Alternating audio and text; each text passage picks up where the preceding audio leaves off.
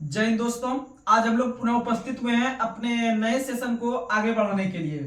तो आप सबों के कमेंट पर, आप सबों की मांग पर और आप सबों के इच्छा पर या एग्जाम के मांग के हिसाब से हमने भी आज से जो है कि आपको इतिहास का टॉपिक शुरू कर दिया है, क्योंकि आप लोग से हम बार बार बोलते थे कि जैसे महेश बर्नवाल का आपका पॉलिटिक खत्म होगा हम लोग डायरेक्ट आ जाएंगे इतिहास पे, और इतिहास और जो चलेगा आपका ज्योग्राफी वो साथ साथ चलेगा।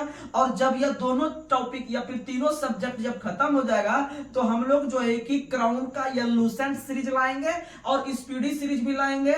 आप लोग से बस यही हम विनती करते हैं बार बार कि सिर्फ आप अपना एक ही हम शब्द यूज करते हैं कि आप लगातार बन जाइए। आप जब लगातार बन जाइएगा तो आपको कोई भी बुक उतना ज्यादा पढ़ने की जरूरत नहीं पड़ेगी, क्योंकि आपके पास हम इतना कंटेंट ही दे देते हैं कि आप उस कंटेंट को जो है कि कवर करके किसी भी एग्जाम को क्रैक कर सकते हैं। तो आज हम लोग जो है कि शुरुआत कर रहे हैं आधुनिक भारत का। तो आधुनिक भारत का हम लोग शुरुआत करेंगे और आधुनिक भारत जो हम लोग लेंगे वो यूरोपीय कंपनी के आगमन से डायरेक्ट उठाएंगे और जो है कि हम लोग 1947 के भारत तक चलेंगे। आप लोग से यह वादा करते हैं कि आपका जो हाई लेवल से क्वेश्चन रहेगा आपका सब हम कवर करेंगे। आप बीपीएससी के प्रीलिम्स तक बैठिए, आयोग के प्रीलिम्स तक बैठिए, आपको कहीं कोई दिक्कत नहीं आएगा। आप आराम से इतिहास के क्वेश्चन बना सकते हैं। तो आप लोग जो है कि सिर्फ लगातार बन जाइए। आप अगर सेंट्रल लेवल पे तैयारी कर रहे हैं सीजीएल सीएचएसएल का तो वहां भी आपको फायदा होगा। अगर आप रेलवे के किसी भी एग्जाम में बैठ रहे हैं तो आपको सीधा हम समझिए कि जिस एग्जाम में आपको इतिहास का टॉपिक है वहां से क्वेश्चन लड़ेगा, बस और कुछ नहीं। क्योंकि हम जिस भी सब्जेक्ट को कवर करते हैं वो बारीकी से क्वेश्चन हाई लेवल से हाई लेवल क्वेश्चन को लेते हैं और लो से लो लेवल तक भी लेंगे और आगे लेते भी हैं। तो आप लोग सिर्फ लगातार बन के रहिए, आपको किसी भी एग्जाम में दिक्कत नहीं आएगा। और जो बिहार एसएससी को लेकर जो है कि वो जपते रहते हैं बिहार एसएससी का एग्जाम कैसे होगा, सिर्फ आप लगातार बन जाइए। आप देखिएगा कि जब बिहार एसएससी का क्वेश्चन आपके सामने में जब हाथ में आएगा ना एग्जाम हॉल में तो आपको पता लगने लगेगा कि जो है कि कहीं कोई दिक्कतें नहीं हो रहा है। अगर आप 75 में से अगर आप 60 प्लस भी कर जाते हैं जीके जीएस में तो समझिए कि एक बहुत अच्छा स्टूडेंट आप बन गए हैं, क्योंकि 75 जीके जीएस में जो अच्छा चला का 60 प्लस मारने में हालत खराब हो जाता है। ठीक है, क्योंकि लोग बोल देता है अरे जीके क्या पढ़ेंगे, जीके का तो पढ़ेंगे कुछ नहीं होगा। लेकिन हम आप अगर मेरे पास आए हुए हैं, अगर मेरे से आप बात सुन रहे हैं और मेरे से आप कंटेंट ले रहे हैं तो आपको यह गारंटी दे देते हैं कि 60 प्लस हम भी मारेंगे एग्जाम में, जितना हम मारेंगे आप भी उतना मारिएगा, बशर्ते आप लगातार बन के रहिए और अधिक से अधिक सेट प्रैक्टिस करने की कोशिश कीजिए। चलिए, हम लोग जो है कि पिछले सेशन में हम लोग पूछे थे कि गंगा की जो है कि सबसे लंबी सहायक नदी कौन है, तो गंगा की सबसे लंबी सहायक नदी यमुना है। कौन सा है? यमुना।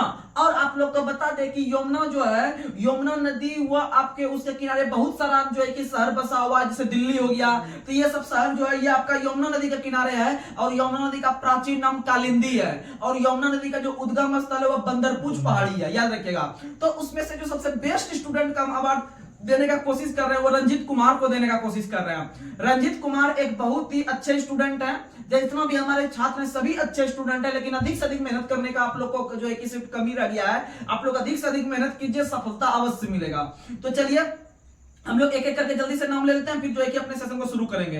उसमें से यूजर यूएन के आई करके है आपका बिल्कुल सही आंसर है। फिर है उसके बाद कुमार रुपेश सही है। फिर है ऋषिका कुमारी आपका भी बहुत सुंदर जो है कि है। फिर है विष्णु शर्मा सही है। फिर है सुभाष यादव बिल्कुल सही है। सुभाष यादव आप बहुत लगातार बने रहते हैं चैनल पे, आपका कॉमेंट हम एक दिन पढ़ रहे थे, आप बता रहे थे आरपीएफ का हम तैयारी कर रहे हैं। तो आपको बता दें कि आरपीएफ में साइंस का तो थोड़ा बहुत महत्व है लेकिन इसमें जीके का बहुत ज्यादा महत्व है। तो आप लगातार बन के रहिए और जिस दिन आप एग्जाम पेपर देने जाइएगा जो है कि आप आरपीएफ में, तो आपको अपने आप में एहसास होगा कि नहीं हमको बहुत सारा क्वेश्चन कवर हो गया है। आप लोग को बता दें इतना कम समय में इतना अधिक कंटेंट दे रहे हैं, यह बहुत बड़ी बात है। तो चलिए अगला फिर है Sumit physical academy. Sumit physical academy का भी बहुत अच्छा आंसर है। फिर है मनीष आपका भी बहुत अच्छा आंसर है। उसके बाद फिर है यूजर बीएक्स करके बिल्कुल सही है। फिर है मनीष प्रजापति बिल्कुल सही है। उसके बाद फिर है संजना सिंह, संजना सिंह आपका भी बहुत अच्छा आंसर है। फिर है एंटरटेनमेंट टीचिंग आपका भी बिल्कुल सही आंसर है। फिर है यूजर डब्ल्यू सही है। चंदन कुमार बिल्कुल सही है। रंजित कुमार बिल्कुल अच्छा आंसर है। राम रतन लाल बिल्कुल सही है। फिर है फोकस टारगेट सही है। फिर है नीतीश कुमार सही है। चंदन राज बिल्कुल सही है। तो इस तरह से बहुत सारे छात्र हैं। हम लोग किसी का अगर नाम लेने के लिए भूल भी जाते हैं तो आप लोग जो है कि लगातार बन के रहिएगा, एक दिन आपका भी नाम लेंगे। आप लोग भी अधिक से अधिक अच्छा आंसर देने का प्रयास कीजिए। तो चलिए अब अपने सेशन को हम शुरुआत करते हैं। आज के आधुनिक भारत के इतिहास से। तो हम देखिए समय भले अधिक ले सकते हैं, लेकिन जो चीज आपको हम समझाएंगे, जो चीज बोलेंगे, आप लोग उसे गौर करने का प्रयास कीजिएगा। YouTube पे भी बहुत सारा डिस्कशन क्लास चलता है, हम देखते हैं, 2-4-5 हम भी देखते हैं, ऐसा नहीं देखते हैं, क्योंकि हर एक वो स्टूडेंट या हर एक वो छात्र होता है या हर एक वो टीचर होता है जो एक दूसरे का सब चीज कंटेंट देखता है कि वो कैसा पढ़ा रहे हैं या नहीं पढ़ा रहे हैं। हकीकत बात है, कोई टीचर बोलेगा नहीं कि हम दूसरे का देखते हैं, लेकिन हम बोलते हैं, हम दूसरे का भी देखते हैं, क्योंकि उससे हमें पता चलता है कि मेरे के अंदर क्या कमी है, क्या हमें नया करना है, क्या हमको अधिक से अधिक कंटेंट देना है जिससे कि बच्चा को अधिक से अधिक फायदा हो पाए। और खुद हम एग्जाम में बैठते हैं और अधिक से अधिक एग्जाम में रिजल्ट लेके बैठे हुए हैं। तो आप लोग मेरे बात को जितना बोलते हैं आप ध्यान से सुनिए और अपने जो है कि अपने ज्ञान को या अपने अंतरात्मा से जो है कि पढ़ने का प्रयास कीजिए। तो चलिए, और बहुत सारा जो है डिस्कशन जो है वो लोग खाली एकदम एक क्वेश्चन लिया बस आगे बढ़ गया, एक क्वेश्चन पूछा आगे बढ़ गया, तो वो क्या होता है, उससे किसी लड़का का ज्ञान नहीं बढ़ सकता, वो तो खुद पढ़ सकता है। लेकिन आप उसे समझा के अगर रेगुलर टाइप से अगर माइंड में फिट करवा रहे हैं बात, तो इससे बड़ी बात कुछ नहीं है। क्योंकि अगर आपके माइंड में कंटेंट रहेगा, 100% याद रहेगा, तभी आप जाके एग्जाम में कुछ कर पाइएगा, नहीं तो कुछ नहीं कर पाइएगा। ये 18 लाख फॉर्म गिरा हुआ है ड्राइवर में, 5 लाख का भर्ती होने वाला है, तो सॉरी 5000 का जो है कि सिलेक्शन होने वाला है अंतिम रूप से। समझ लीजिए कि वो कितना टफ है अपने आप में। BRSSC में सिर्फ 12000 सीट है, उसमें भी आपका 25-26 लाख फॉर्म गिरा हुआ है। समझ सकते हैं कहां है कंपटीशन अपने आप में। तो आप बता सकते हैं कि आप लगातार बन के रहिए, कहीं कोई टेंशन नहीं आएगा। तो चलिए अपने सेशन को हम शुरुआत करते हैं। तो आप लोग को बता दें, आधुनिक भारत के इतिहास में से सबसे पहले हम लोग कंटेंट जो पढ़ने जा रहे हैं वो पढ़ने जा रहे हैं कि विभिन्न प्रकार के यूरोपीय कंपनी का भारत आगमन जो हुआ है। आप लोग को बता दें, यूरोप भारत के अंदर ही नहीं पूरे विश्व में जो है कि जो बांटा गया है, पूरे विश्व को कुल 7 महाद्वीप में बांटा गया है। 7 महाद्वीप में से हम लोग एशिया महाद्वीप में आते हैं और एशिया महाद्वीप में से भारत देश में आते हैं। और आप लोग को बता दें, कुल 7 महाद्वीप में से सबसे बड़ा महाद्वीप एशिया है, एशिया के बाद अफ्रीका है, फिर उत्तरी अमेरिका है, फिर दक्षिणी अमेरिका है, उसके बाद 5वां नंबर के जो है अंटार्कटिका है, और 6ठा नंबर के जो है वो आपके यूरोप है, और 7वें नंबर के ऑस्ट्रेलिया है। तो 6ठे नंबर के जो यूरोप है, आप लोग को बता दे कि यूरोप महाद्वीप बहुत ही डेवलप महाद्वीप हुआ करता था, व्यापार वगैरह में बहुत ही हमेशा प्राचीन समय से ही अग्रणी रहा है। अगर यूरोप महाद्वीप को देखे तो बहुत ही समय से जो है कि वह जो है कि अपने आप में जो है कि वह अग्रणी रहा है। अगर बात करते हैं, बहुत सारे जो है कि बुक अगर पढ़िएगा तो लिखता है कि जो है कि 1600 ईस्वी से जो है कि अंग्रेजी ईस्ट इंडिया कंपनी जो है कि स्थापना हुआ। उससे पहले आपका फ्रांसीसी जो स्थापना हुआ था 1498 में हुआ था। लेकिन आप लोग को बता दे कि वो जो पुर्तगाली था, ये यूरोपीय कंपनी विभिन्न प्रकार से आया था, वह भले हाईलाइट तौर पे आया, भले 1498 या फिर अभी के जमाने में, लेकिन आप लोग को बता दे यूरोपीय कंपनी जो आने शुरू हुआ था, यह यूरोप के साथ जो व्यापार चल रहा था आपका एशिया महाद्वीप के चीन और भारत और इंडोनेशिया वगैरह के साथ, तो यह आपका प्राचीन समय में यूनान के मतलब कि कहने का मतलब है कि बहुत ही पुराने जमाने से, जैसे कि आप लोग को पता है कि भारत में विभिन्न प्रकार के आए व्यापार करने के लिए। उसमें से पहले आपके आए थे आक्रमणकारी के रूप में यूनानी आए थे, उसका शक आए, पल्लव आए, यानी बहुत प्रकार के प्राचीन समय में आए थे यहाँ पर जो है कि विद्रोह करने के लिए या विभिन्न प्रकार के लड़ाई करने के लिए, यहाँ के क्षेत्र को जीतने के लिए विभिन्न प्रकार से। जैसे आप लोग पढ़ते हैं कि भारत आने वाले पहले थे जो है कि आपका यवन थे, भारत आने वाले पहले आपके यवन थे, फिर जो है कि शक थे, इस तरह से पढ़ते होंगे, फिर पल्लव थे, फिर कुषाण थे, इस तरह से पढ़ते होंगे। लेकिन आप लोग को बता दे कि भारत में यूनानियों के द्वारा ही पहली बार भारत में व्यापार वगैरह का चीज देखने के लिए मिला था, क्योंकि भारत को प्राचीन समय से ही सोने की चिड़िया के रूप में जानते हैं। क्योंकि आप लोग को पता है, भले अभी भारत में इस तरह का भुखमरी में 111वां स्थान चल जाए इंडिया का मोदी जमाने में, लेकिन आप लोग को बता दे प्राचीन समय से बहुत ही सुखी संपन्न अपना देश भारत रहा था। और भारत का जो आसपास का एरिया था आपका, चाहे वो इंडोनेशिया ले लीजिए, चाइना ले लीजिए, अपने आप में बहुत समृद्धिशाली था। तो उसी क्रम में आप लोग को बता दे कि जब हम लोग इतिहास पढ़ना शुरू करेंगे, आधुनिक इतिहास पढ़ना शुरू करेंगे, तो आप लोग को पता होगा उसमें से जो सबसे मुख्य बने हैं वंश, वो मुगल वंश बने थे। मुगल वंश जो है कि लगभग आपका 1526 से ही आपका शुरुआत हो गया था, बाबर के जमाने से। तो आप लोग वहां पर कंटेंट नहीं देंगे, आपको धीरे धीरे लाने का प्रयास करते हैं ट्रैक पे। तो आप लोग को बता दे कि मुगल वंश 1526 से बाबर के द्वारा शुरुआत होकर यह लगभग बहुत दिन तक चलता रहा, लगभग 1858 तक चलता रहा। 1858 का अधिनियम आता है ब्रिटेन के संसद के द्वारा, तब जो है कि मुगल सत्ता सबको खत्म किया गया। लेकिन शुरुआत बाबर के जमाने से हो रहा है, 1526 ईस्वी से हो रहा है, और तब से लेकर इसमें बहुत प्रकार के मुख्य शासक आए, जैसे बाबर, हुमायूं, जहांगीर, शाहजहां, औरंगजेब, सब पढ़ते होंगे। तो आप लोग को बता दें, इस मुख्य शासक में से सबसे अंतिम मुख्य शासक जो बने थे वो औरंगजेब बने थे, और औरंगजेब का मृत्यु 1707 ईस्वी में हो गया था। और जैसे ही 1707 ईस्वी में इनका मृत्यु हुआ, तो उसके बाद जो है कि आपके विभिन्न प्रकार के जो यूरोपीय कंपनी थे, उनका जो है कि व्यापार पहले से चल रहा था, लेकिन ये अचानक बढ़ोतरी हो गया, बृहद पैमाने पर बढ़ोतरी हो गया, क्योंकि औरंगजेब जो थे वो विभिन्न प्रकार के अंग्रेज को यहाँ पर अधिक अधिकार नहीं देते थे। यानी जैसे 1707 में इसका निधन होता है, अर्थात मुगल साम्राज्य जब अपने पतन की ओर जा रहा था, तो वहां पर ब्रिटिश ईस्ट इंडिया कंपनी के द्वारा धीरे धीरे जो है कि भारत के विभिन्न प्रकार के क्षेत्रों को उपनिवेशिक बनाना शुरू कर दिया, उसके अंदर में जाके काम करना शुरू कर दिया, और वहां के ही आदमी को अपनी कंपनी में भर्ती करके उसका यूज करके अधिक से अधिक मुनाफा कमाने का प्रयास करते थे। तो उसी क्रम में आप लोग को हम बता दें कि विभिन्न प्रकार के जो पहले से आपके आए थे यूरोप के कंपनी, उसमें से सबसे पहले आप लोग को बता दे कि आपको जो हम पहले ही बता चुके हैं कि प्राचीन समय से ही व्यापार शुरू होता था। तो प्राचीन समय में जो यूरोप से जो आने का रास्ता था भारत, तो प्राचीन समय से आने का जो रास्ता था, आप लोग को पता होगा, एक देश का नाम है तुर्की का नाम सुने होंगे।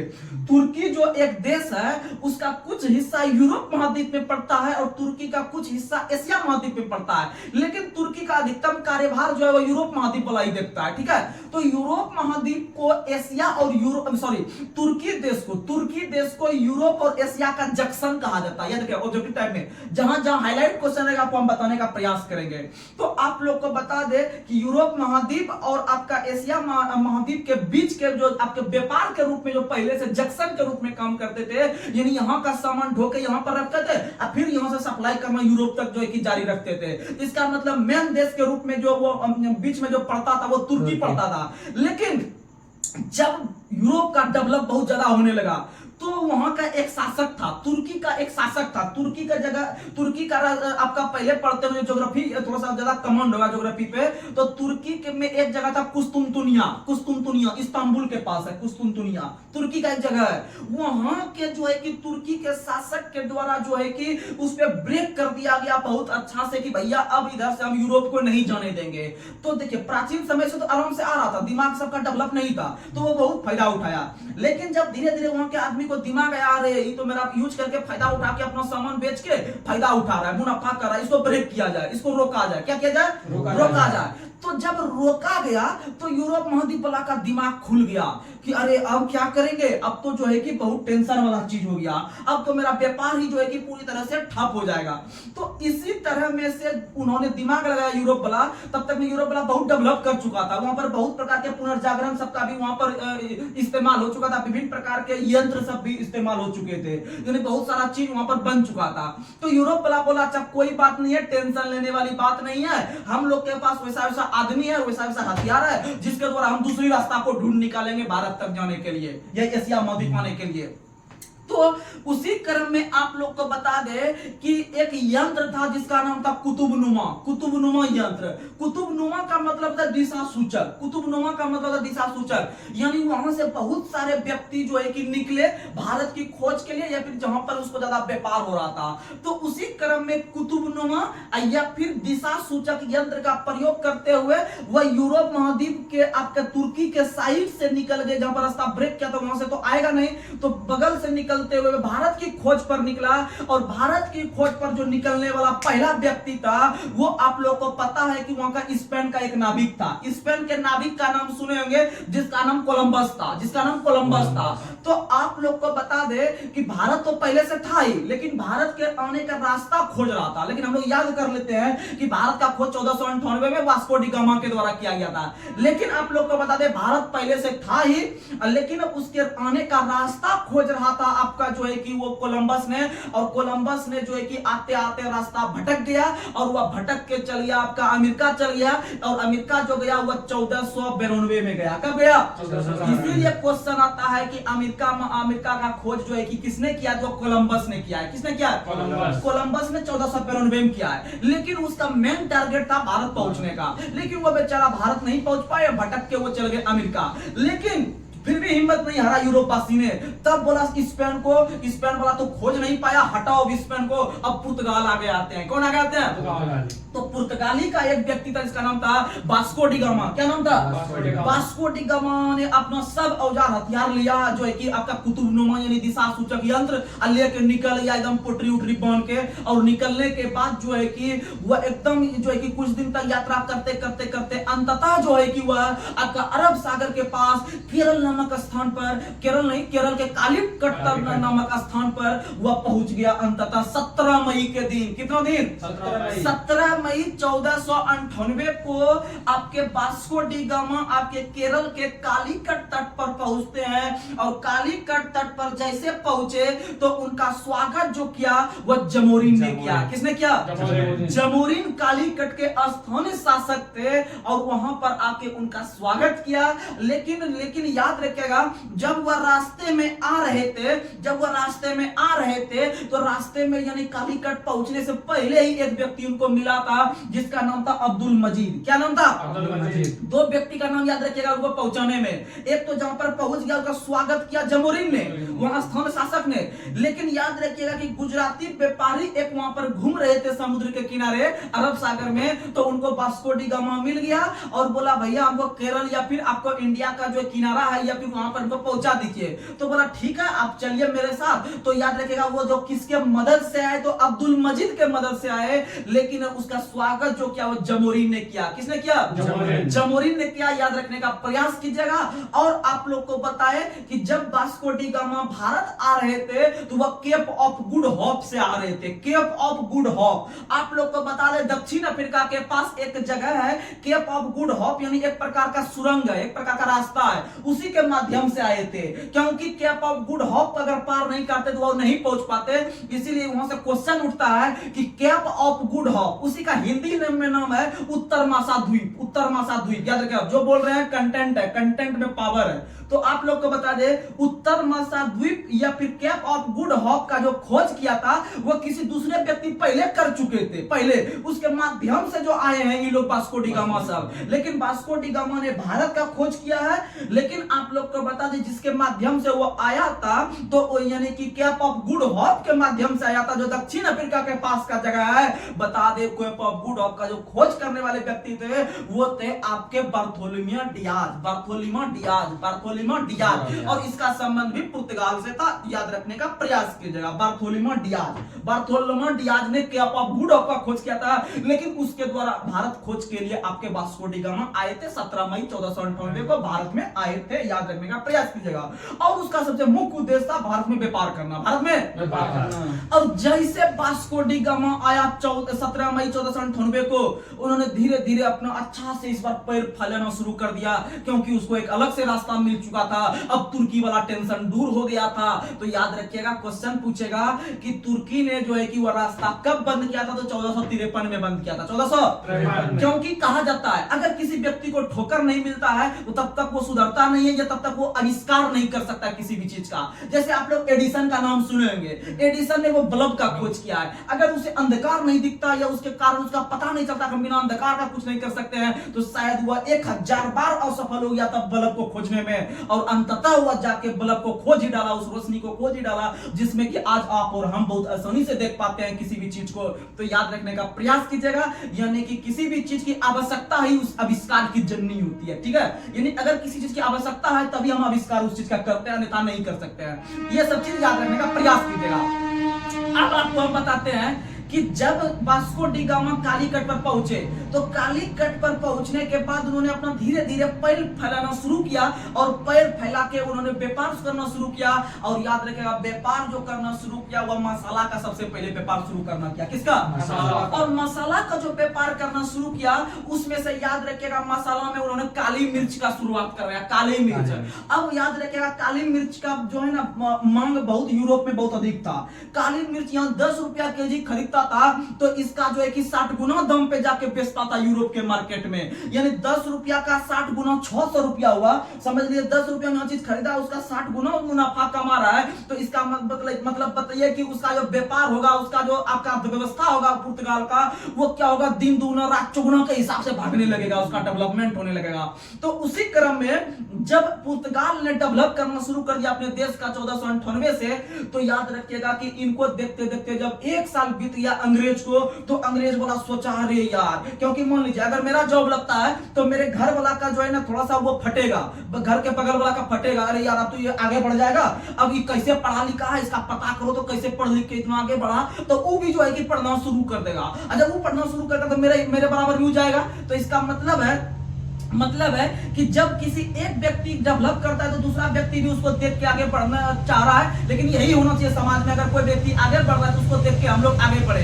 तो आप लोग को बता दे कि जैसे जैसे पुर्तगाल का अर्थव्यवस्था डेवलप होते चल गया, जैसे जैसे पुर्तगाल का अर्थव्यवस्था डेवलप होते चल गया, तो उसके घर के बगल वाला एक देश था ब्रिटेन या इंग्लैंड या अंग्रेज जिसको कहते हैं। तो उनको भनक लगा कि ये जो है ना ऐसे ऐसे इंडिया जाता है, ऐसे ऐसे खरीद के ला के यहाँ पर सामान बेचने का काम करता है, इसी कारण इतना ज्यादा डेवलप कर गया। तो वो भी वहां से चलना शुरू कर दिया। बोला अच्छा इसे पावर तो हम रखते हैं, हम जो है कि पूरा एकदम फॉर्म में रहते हैं। इंग्लैंड ऐसे भी पावर वाला देश शुरू से रहा है क्योंकि वो सबको उपनिवेश बनाया है। तो वो भी वहां से अपना झोला तगड़ा उठा के चलना शुरू किया। वो भी आके इंडिया आया और इंडिया में आके वह भी काली मिर्च पर अटैक करना शुरू किया और अपना सामान भेजना शुरू किया और वह भी जो है कि डेवलप करना शुरू कर दिया। और इस तरह डेवलप करते करते पूरे यूरोप महाद्वीप में भनक लग गया, पूरे गांव में भनक लग गया कि भैया ऐसे ऐसे हो रहा है, होड़ मच गया है, एकदम पूरा डेवलपमेंट चल रहा है पूरे देश का। तो वो तो सब भी पूरा यूरोप कंपनी, इसीलिए हम लोग याद करते हैं कि पहले आपके पुर्तगाली आए, फिर आपका जो है कि डच आया, आने में डच आया था बीच में, लेकिन ज्यादा हाईलाइट नहीं हो पाया। लेकिन कंपनी स्थापना के हिसाब से आप लोग को बता दें कि कंपनी के स्थापना के अनुसार क्रम अलग रहता है सबका और आने का क्रम अलग है। आने में सबसे पहले पुर्तगाली आया, पुर्तगाली के बाद डच आया और डच के बाद ब्रिटिश आया। लेकिन अगर आप देखते हैं कंपनी के स्थापना के हिसाब से सबसे पहले पुर्तगाली कंपनी स्थापना करता है, लेकिन बीच में डच नहीं करता, डच ब्रेक हो जाता है, वो अंग्रेज कर देता है उससे पहले। ठीक है, अंग्रेज 1600 में करता है, 1602 में डच करता है, याद रखिएगा। यानी आने का क्रम अलग है, कंपनी का स्थापना करने का क्रम अलग है। इस पर हम चर्चा करेंगे, तो ऑब्जेक्टिव क्वेश्चन आपको रटवा देंगे, टेंशन नहीं लीजिए। लेकिन जैसे जैसे वहां पर डेवलप होना शुरू हुआ तो विभिन्न प्रकार के यूरोपीय कंपनी समय समय पे आना शुरू कर दिया और इस तरह से भारत ही नहीं, आपका इंडोनेशिया हो गया, आपका जो है कि यहाँ पर चीन वगैरह हो गया, यहां से जो है कि व्यापार करना शुरू कर दिया। तो इस तरह से आप लोग को याद रखना है कंटेंट। तो अब आइए धीरे धीरे हम लोग याद करने का प्रयास करते हैं क्वेश्चन को, आप लोग बिना किसी टेंशन लिए। तो आप लोग को बता दे कि जब 1498 में आपके पुर्तगाली जो है कि आए पहली बार 1498 में, आप लोग याद रखिएगा वास्को डी गामा पहले पुर्तगाली के रूप में भारत आए हैं और वही व्यक्ति जब फिर गए बेचने के लिए वहां पर आपके पुर्तगाल, दोबारा जब वो आए हैं तब 1502 में आए। कब आए? 1502। यानी पुर्तगाली जो थे वास्को डी गामा वो पहली बार 1498 में आए हैं, 17 मई के दिन आए हैं और दूसरी बार जो आए हैं वो अक्टूबर 1502 में आए हैं, अक्टूबर 1502 में आए, याद रखने प्रयास कीजिएगा। और आप लोग को बता दे कि यह जो आके जो है कि पहली बार इन्होंने जो भारत के अंदर में जो कंपनी का स्थापना किया वो 1498 में ही कर दिया। लेकिन इसमें जो एक कार्यभार देखने के लिए, कंपनी का कार्यभार देखने के लिए आपका 1505 ईस्वी में एक गवर्नर की नियुक्ति किया, एक वायसराय या गवर्नर की नियुक्ति किया। तो आप लोग को बता दे कि पहला पुर्तगाली गवर्नर जो बनकर आया था भारत कार्यभार देखने के लिए, वह आपका आया था Francisco de Almeida. Francisco de Almeida, Almeida यानी लास्ट में डो आ रहा है, अल्मेडा। और दूसरा जो आएगा 1510 में वो आएगा अल्फांसो द अल्बुकर्क यानी को आएगा यानी पहले में नाम में डो आएगा, दूसरे में को आएगा। यहां से आपका हम कंटेंट तैयार करवा देते हैं, कभी नहीं भूलिएगा कि पहला गवर्नर अगर पूछे पुर्तगाली तो डो से आंसर मारेंगे, यानी फ्रांसिस्को द अल्मेडा मारेंगे, डो मारेंगे, और दूसरा जो मारेंगे वो अल्बुकर्क मारेंगे यानी को मारेंगे।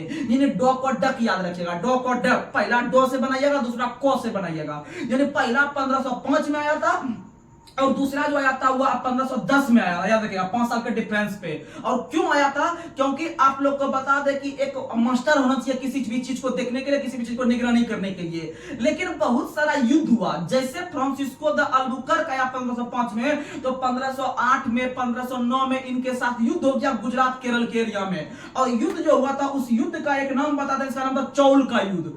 चौल का युद्ध जो हुआ था 1508 में हुआ था, और 1508 में चौल का युद्ध जो है कि हार गया था, जो है कि आपका अल्मेडा, पहला अल्मेडा 10 के बाद अल्बुकर्क आएगा, तो अल्मेडा हार गया था। तो पुर्तगाली का वहां का जो मैन था वहां देखने वाला, वहां पर ये तो सामान भेजने वाला यहां से था, लेकिन मैन जो वहां कमांड करने वाला था पुर्तगाल के अंदर, वो बोला कि इसको हटाएंगे। ये जो है ना, जब वहां पर जीत नहीं पाया तो वहां सामान क्या देख पाएगा। तो याद रखिएगा चौल के युद्ध के कारण ही, चौल के युद्ध में हार जाने के कारण ही आपको जो है कि आपका अल्बुकर्क को अल्मेडा को उसको हटा दिया गया। और इसी के क्रम में एक और युद्ध जो है कि लड़ गया, याद रखिएगा महमूद बेंगड़ा एक आपका गुजरात का बहुत फेमस शासक था। ये क्वेश्चन जब आपको जानते हैं, इतना डीप में जब बताएंगे ना क्वेश्चन में हलवा लाएगा। जानते हैं क्वेश्चन क्या पूछता है कि महमूद बेंगड़ा का संबंध किस राज्य से था? महमूद बेंगड़ा किस राज्य का प्रसिद्ध शासक था? मानिएगा गुजरात का। और आप लोग को बता दें 1509 ईस्वी में महमूद बेंगड़ा के साथ भी यह युद्ध लड़ता है, लेकिन बेचारा थोड़ा सा इस बार इज्जत बचा लिया। उस बार तो हार गया था चौल के युद्ध में, लेकिन 1509 में जो लड़ा वह जो है कि जीत गया। याद रखने का प्रयास कीजिएगा, लेकिन फिर भी अंततः उसे 1510 ईस्वी में बुला लिया उसको वापस, और बुला के इस बार कोवाला को भेजेगा। यानी दूसरे गवर्नर के रूप में जो आएगा वो अल्बुकर्क आएगा, याद रखिएगा 1510 में। और जैसे आएगा वो गोवा पे अधिकार कर लेगा। किस पे अधिकार करेगा? गोवा पे अधिकार कर लेगा 1510 में। और अधिकार जो करेगा याद रखिएगा 19 दिसंबर के दिन करेगा। किस दिन करेगा? क्योंकि 19 दिसंबर को जो है कि आप हम लोग सॉरी वो गोवा मुक्ति दिवस मनाएंगे 19 दिसंबर को। याद रखिएगा 19 दिसंबर को गोवा मुक्ति, यानी जब 1961 में जब मुक्त करेंगे तो 1961 में मुक्ति दिवस के रूप में हम लोग मनाएंगे जो है कि गोवा को। लेकिन याद रखिएगा 1510 में गोवा के शासक थे यूसुफ आदिल शाह से दूसरे नंबर के जो गवर्नर आए हैं, यानी कौन बुलाया है? अल्बुकर्क आया है। वो आके जो है कि उसे जो है कि छीन लिया गोवा को, यानी पुर्तगाली के अधीन हो गया। और अंततः इस पुर्तगाल ने जो है कि जाके जो छोड़ा, मतलब गोवा को 1961 में जब भारत आजाद हो गया था, तब जाके 1961 में इसको छोड़ा। और 1961 में जो छोड़ रहा था, तो इसका मतलब उस समय भी उस पर अधिकार पुर्तगाल का था। तो याद रखिएगा उस समय जो वहां के जो गवर्नर के रूप में काम कर रहे थे, आपके गोवा के गवर्नर के रूप में, यानी पुर्तगाली तरफ से, वो सिल्वा नाम के गवर्नर कर रहे थे। सिल्वा, याद रखिएगा जब गोवा को हम गुलाम बना रहे थे पुर्तगाली के द्वारा, तो उस समय आपके थे अल्बुकर्क थे, अल्मेडा थे। कौन थे? अल्मेडा। जब दूसरा नंबर का अल्बुकर्क यानी को वाला था, अल्बुकर्क था। ट्रिक रहेगा तो आराम से पकड़ सकते हैं। दूसरा नंबर का जो था अल्बुकर्क था। अल्बुकर्क ने जब वो कर रहा था, तो यानी कि गोवा को जो गुलाम बना रहा था 1510 में, वो अल्बुकर्क ने बनाया था। और उस समय अल्बुकर्क थे वहां के वायसराय। लेकिन जब छोड़ रहा था 1961 में, तो उसमें सिल्वा थे। कौन थे? सिल्वा थे। याद रखने का प्रयास कीजिएगा, ये सब कंटेंट है। और आप लोग को बता दें, जैसे 1505 में आपका अल्मेडा आया, तो अल्मेडा ने आने के बाद सबसे पहले किया था कि वह ब्लू वाटर नीति को लागू किया था। ब्लू वाटर नीति, यह नीले जल की नीति। और नीले जल की नीति का मतलब हो रहा था, यही कहने का मतलब है, नीले जल का नीति का मतलब था कि जैसे एशिया महाद्वीप जो है उसके बगल में आप लोग को पता है हिंद महासागर वगैरह है, अरब सागर वगैरह है। तो इसमें जितना भी विदेशी जहाज आएगा वो सबको ब्रेक किया जाए। क्या किया जाए? ब्रेक किया जाए। और जितना भी आएगा यहाँ पर जो है कि आपका जहाज, वो सिर्फ और सिर्फ पुर्तगाली का आएगा। किसका आएगा? पुर्तगाली। यानी नीले जल की नीति, यानी जल में भी वो नीति बना रहा है, याद रखेगा। नीले जल की नीति या ब्लू जल की नीति या ब्लू वाटर पॉलिसी जो लाया था वो पहला पुर्तगाली गवर्नर ही लाया था, जिसका नाम था आपका अल्मेडा। क्या नाम था? अल्मेडा। और क्या था आप समझ गए। लेकिन जैसे 1510 ईस्वी में आपका आता है अल्बुकर्क आता है, तो दिमाग लगा दिया, बोला मेरा क्या जाता है यहाँ पर, दूसरा को भी होने दीजिए, लेकिन कमांड हम रखेंगे, कमांड हम रखेंगे, उससे टैक्स वगैरह ले लेंगे, हम क्या जाता है मेरा, उसको कम कम मात्रा में व्यापार के लिए भेजेंगे, अब मोटा मोटा सामान हम भेजेंगे और उसके जो है कि टैक्स हम लेंगे, तो क्या जाता है, दोनों तरफ भी हम जो है कि पैसा कमाएंगे, दो तरफ से कमाएंगे। यानी वो अपना सामान भेज ही रहे हैं, अब प्लस में भाई दूसरा भी लीजिएगा, आपको भी हम बेच देते हैं, आप लेके जाइए। तो याद रखिएगा कि ब्लू वाटर पॉलिसी को लाया है पहला वाला, अब ब्लू वाटर पॉलिसी को जो खत्म किया है वो दूसरा किया है। कौन किया है? अल्बुकर्क किया है, उसको खत्म याद रखने का प्रयास कीजिएगा। और अल्बुकर्क ने खत्म करके वहां पर एक नया चीज लाया जिसका नाम था कार्टेज व्यवस्था। कार्टेज व्यवस्था, अब कार्टेज क्या होता है समझिएगा, देखिएगा। ब्लू वाटर नीति का मतलब हो गया वहां पर किसी का जो है कि जहाज नहीं आएगा, वहां पर किसी का जहाज नहीं आएगा। लेकिन आप लोग को बता दे कि आपका जैसे वहां पर ब्लू वाटर नीति को खत्म करके वहां पर कार्टेज व्यवस्था लाया, और कार्टेज व्यवस्था का मतलब होता है कि वहां पर टैक्स लेना। क्या लेना? टैक्स लेना। यानी कार्टेज का मतलब टैक्स लेना, और ब्लू वाटर नीति का मतलब उसको घुसने ही नहीं देना। पहला बार में, पहला बार वाला ने घुसने नहीं दिया था, उसको ब्लू वाटर नीति जाने, और दूसरा बार ने उसको घुसने तो दिया, यानी ब्लू वाटर को खत्म करके वो कार्टेज व्यवस्था लाना शुरू कर दिया। याद रखने का प्रयास कर कीजिएगा। और यह 1515 ईस्वी में जो है कि यह भी चल गया घूम के घर, यानी दूसरा वाला भी चल गया। और उसके बाद आया नोनो डी कूना, तीसरा गवर्नर के रूप में आया नोनो डी कूना। लेकिन ये हाईलाइट क्वेश्चन होता है, आप लोग उतना नहीं टेंशन लेना। अब आइए आपको हम ऑब्जेक्टिव टाइप से करवाते हैं क्वेश्चन, जो कि बार बार एग्जाम में आता है। आपका थोड़ा सा बेसिक दे दिए, आप लोग समझने का प्रयास कीजिएगा, और इस तरह से आप जब लगातार बन जाएगा तो आपका बेसिक हाई लेवल से हो जाएगा। चलिए आप लोग को बताना है, व्यापार हेतु समुद्री मार्ग से भारत आने वाले प्रथम यूरोपीय कौन थे? पुर्तगाली। कौन थे? पुर्तगाली। कब आए थे? 17 मई 1498 को आए थे। कालीकट केरल पर आए थे, और उसका स्वागत जो किया था वो जमोरिन ने किया था। और आने में जो मदद किया था, याद रखिएगा, आने मदद जो किया था वो आपका जो किया था, याद रखिएगा, अब्दुल मजीद नाम के व्यक्ति ने। अब्दुल मजीद नाम के व्यक्ति ने। आगे बढ़ते हैं, अगला क्वेश्चन बताना है। अगला क्वेश्चन आप लोग बताइए कि भारत आने वाले जो पहले व्यक्ति वास्को डी गामा बने थे 1498 में, वो दूसरी बार कब आए थे? तो 1502 में आए थे। 1502 में आए थे। अगला क्वेश्चन आप लोग को बताना है। अगला क्वेश्चन आप लोग बताइए, पुर्तगालियों ने भारत में आकर अपनी पहली व्यापारिक कोठी जो खोली थी वो केरल के अंदर कोचीन में खोली थी। केरल के अंदर कोचीन में। और भारत के अंदर में मसालों के बगीचा के नाम से भी केरल को जानते हैं, केरल यानी कोची को जानते हैं। आगे बढ़ते हैं। लेकिन वर्तमान समय में मसाला उत्पादन के सबसे अधिक जो होता है वो मध्य प्रदेश में होता है। मसाला उत्पादन सबसे अधिक कहाँ होता है? मध्य प्रदेश में। आगे बढ़ते हैं। पुर्तगाली उपनिवेश का प्रथम वायसराय भारत में कौन नियुक्त किया गया था? तो डोवाला, अल्मेडा, डोवाला, और दूसरा अल्बुकर्क। अगला क्वेश्चन आप लोग को बता दे कि भारत में जैसे जैसे यहाँ पर आए, भारत में जैसे जैसे पुर्तगाली आए, तो उससे जो है कि विभिन्न प्रकार के यहाँ पर वो सामान भी लेके आते थे। ऐसा नहीं लेके आते थे, वो अलग अलग चीज भी लेके आते थे। जैसे तंबाकू का खेती सबसे पहले पुर्तगाली ने ही शुरू करवाया है।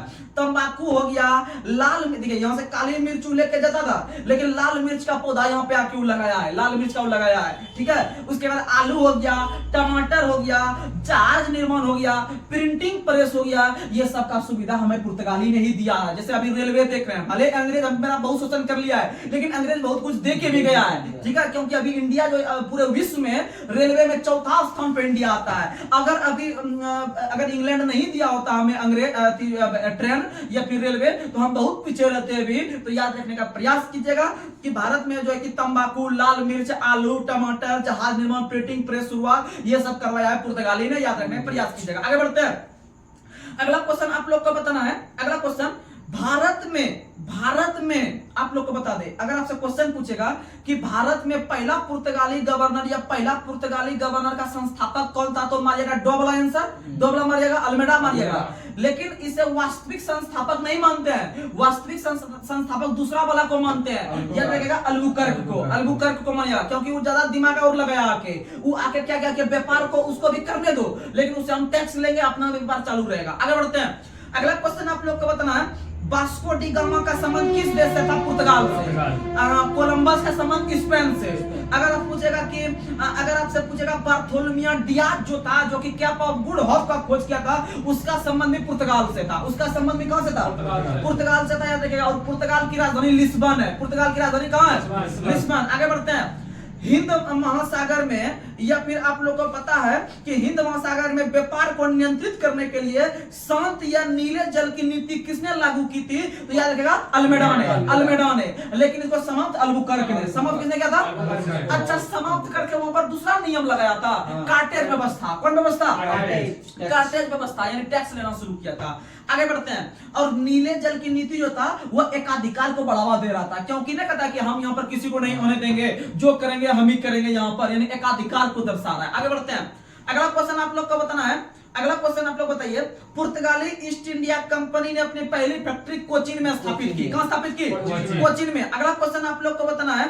पुर्तगाली के पतन का सबसे मुख्य कारण बता देते हैं। आप लोगों को कुछ थोड़ा और डीप में नॉलेज देते हैं। जब पुर्तगाली कंपनी भारत में बहुत 50 साल 60 साल जब व्यापार अपना पुराना हो गया करते करते, तो वह जो है ना भारत के विभिन्न प्रकार के महिलाओं से शादी करना भी शुरू कर दिया।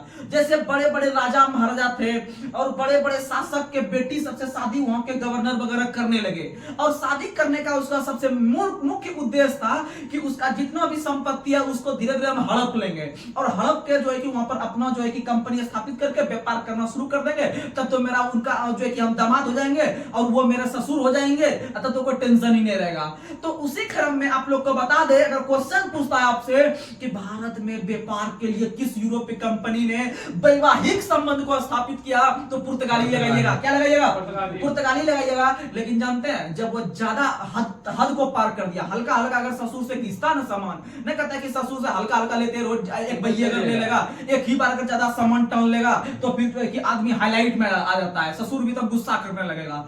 लेकिन वही चीज हुआ, वह क्या किया, ज्यादा लोभ हो गया और एक के बाद सब माल टनने का कोशिश करने लगा। तो क्या किया कि वह जो है कि वह भगाना भी शुरू कर दिया, पुर्तगाली को धीरे धीरे भगाना भी शुरू कर दिया।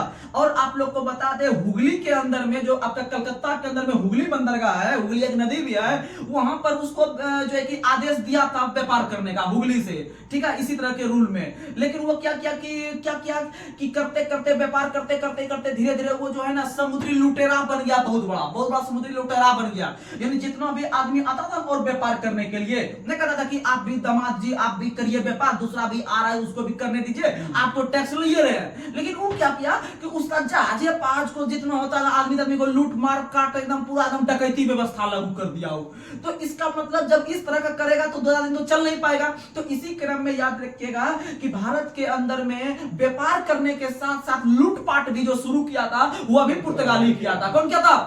पुर्तगाली किया था। अब बताइए, अंग्रेज आ गया था व्यापार करने, कुछ दिन के बाद उसके साथ टकरा रहा था, चल पाएगा पुर्तगाली, उसको दुनिया उड़ा के भगा दिया। लेकिन अंतिम रूप से भगा नहीं, बोला नहीं, हम प्यार किए हैं भारतवासियों से, यहाँ के महिलाओं से हम प्यार किए हैं और शादी किए हैं, इसका मतलब हम नहीं भागेंगे, भले हम व्यापार नहीं करेंगे लेकिन अपने प्यार को जकड़ के रखेंगे, पकड़ के रखेंगे।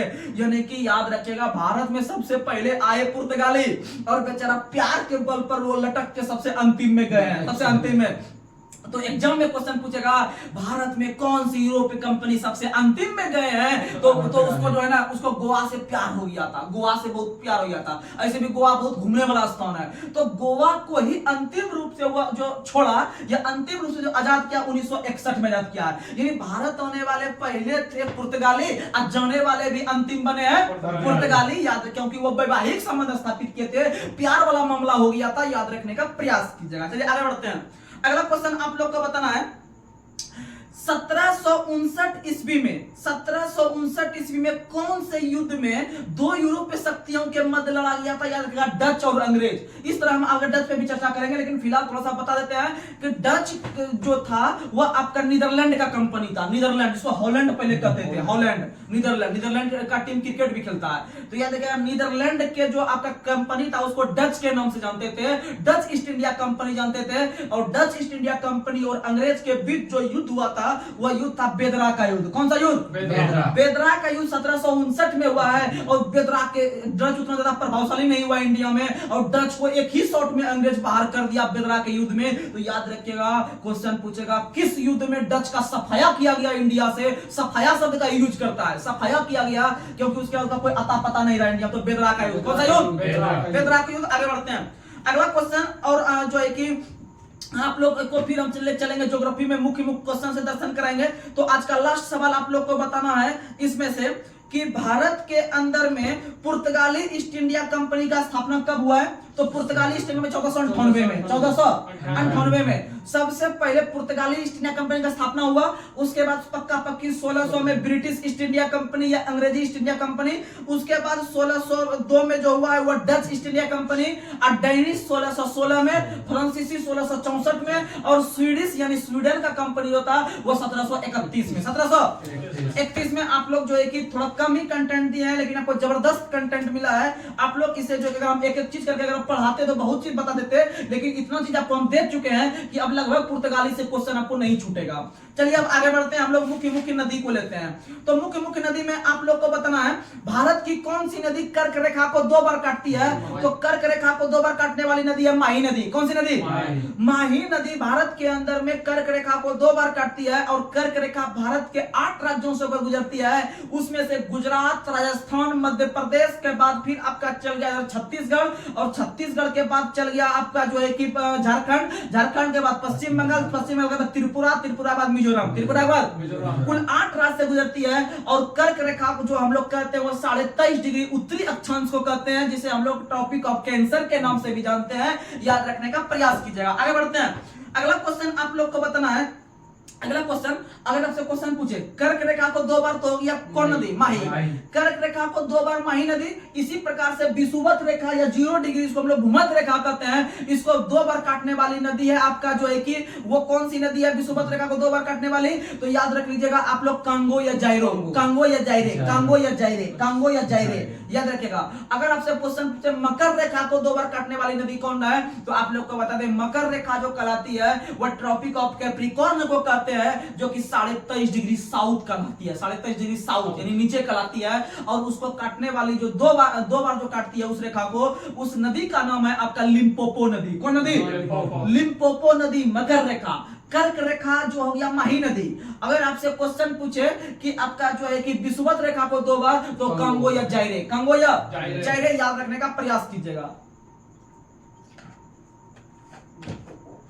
आगे बढ़ते हैं, अगला क्वेश्चन आप लोग को बताना है गंगा नदी पर निर्मित महात्मा गांधी सेतु जो है वह किस राज्य में स्थित है? पटना बिहार में। पटना बिहार में याद रखिएगा, गंगा नदी पर निर्मित महात्मा गांधी सेतु पटना, जिसकी लंबाई जो है 5750 मीटर है। याद रखने का प्रयास कीजिएगा। यह आपका गंगा नदी पे जो है कि पटना में निर्मित है, याद रखने का प्रयास कीजिएगा। आगे बढ़ते हैं, विश्वासघाती नदी के नाम से भारत के अंदर किस नदी को जाना जाता है? विश्वासघाती नदी के नाम से हुगली को जानते हैं। क्या जानते हैं?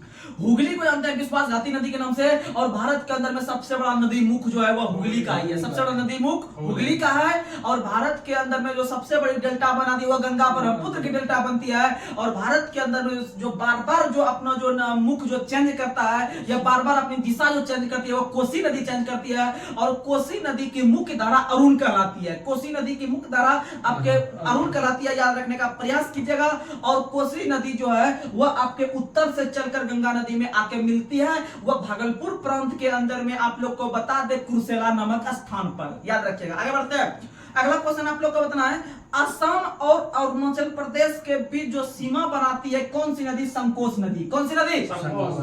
संकोच नदी सीमा बनाती है असम और अरुणाचल प्रदेश के बीच। अगला क्वेश्चन आप लोग को बताइए कि आप लोगों को कुछ कंटेंट देते हैं। हिमालय से जितनी नदियां निकलती है वो 12मासी नदी है, यानी वहां पर जितने भी नदी निकलती है वहां पर साल के 12 महीना जो है कि पानी चलते रहती है, जल चलते रहती है। लेकिन जितना भी दक्षिण भारत से निकलती है यानी प्रायद्वीप भारत से निकलती है वहां पर जो है कि लगभग जो है कि अधिकतर नदी में पानी सालों भर नहीं बहती है। लेकिन दक्षिण भारत के अंदर में एकमात्र ऐसी नदी आपकी कावेरी नदी है। कौन सी नदी?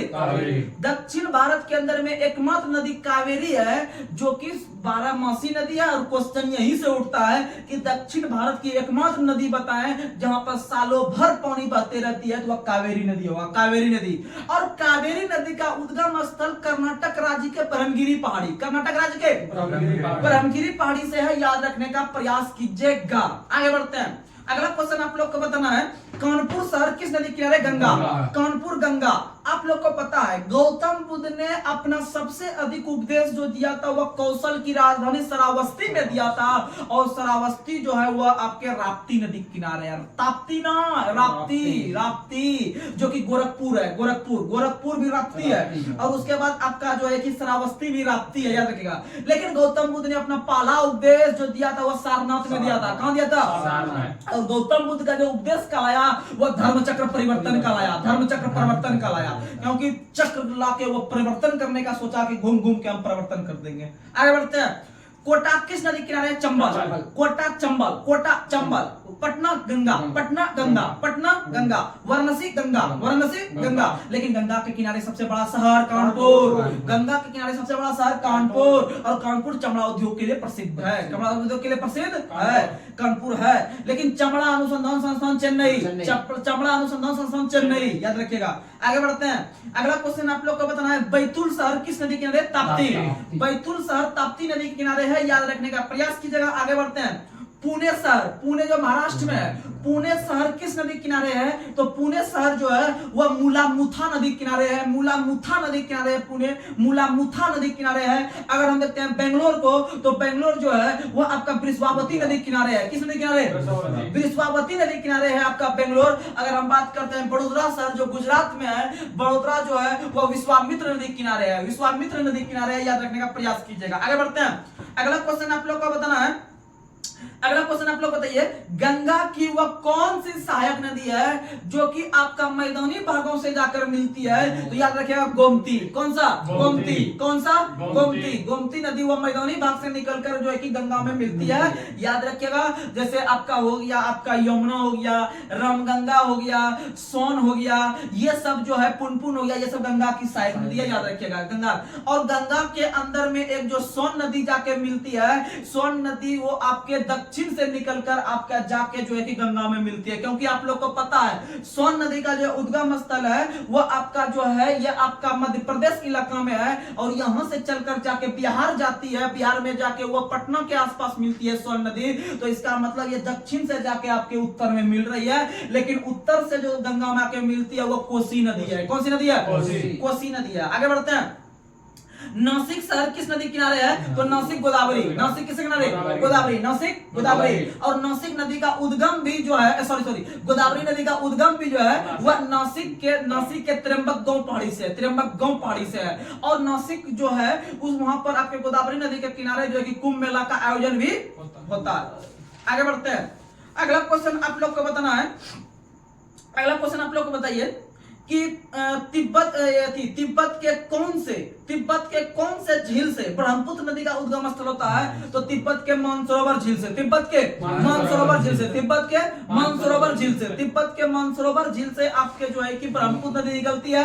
और ब्रह्मपुत्र नदी को तिब्बत में जानते हैं सांगपो नाम से। किस नाम से? सांगपो नाम से। और ब्रह्मपुत्र नदी को जो बांग्लादेश में जानते हैं, ब्रह्मपुत्र नदी को जो बांग्लादेश में जानते हैं वो जानते हैं हम लोग किस नाम से? तो याद रखिएगा जमुना के नाम से। किस नाम से? जमुना के नाम से। और गंगा नदी को बांग्लादेश में पद्मा, गंगा नदी को बांग्लादेश में पद्मा, और ब्रह्मपुत्र को बांग्लादेश में जमुना के नाम से जानते हैं। और गंगा और ब्रह्मपुत्र का मिलन स्थान जो कहलाता है वहां पर सुंदरवन के डेल्टा का निर्माण किया गया है, याद रखने का प्रयास कीजिएगा। चलिए आज का लास्ट सवाल आप लोग कमेंट बॉक्स में आप लोग से पूछते हैं।